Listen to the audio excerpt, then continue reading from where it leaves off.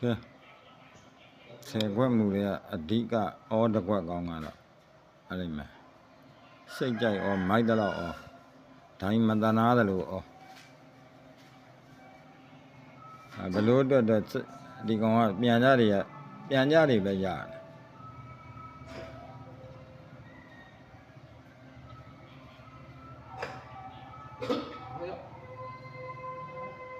10ခွက်မူပြပါ10ခွက်မူပြပါ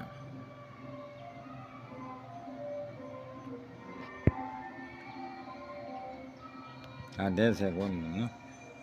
10ခွက်မူနဲ့တွဲချလိုက်မယ်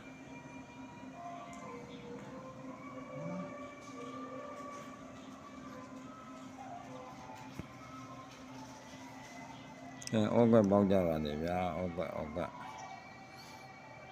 ချင်းနဲ့လက်ပါချင်းကိုချင်းဆင်းရဲလို့ချင်းကင်းပါလုံးလာတော့ချမ်းသာကိုသိမြဲပါလေသာသာရရအစဉ်ပြေကြပါလေကိုပေါက်တယ်လို့အများလဲပေါက်ကြပါလေကျွန်တော်ရချမ်းတဲ့လင်းလေးကိုတော့ဟိုမှာမက်စိတ်မှာတင်းပေးထားမယ်တလားဒီမနေ့ကလည်းပေါက်တယ်ဗျ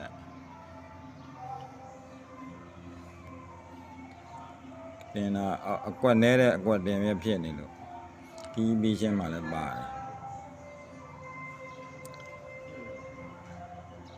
တယ်ဒီနေ့လည်းတစ်ချက်ပဲဒါပဲ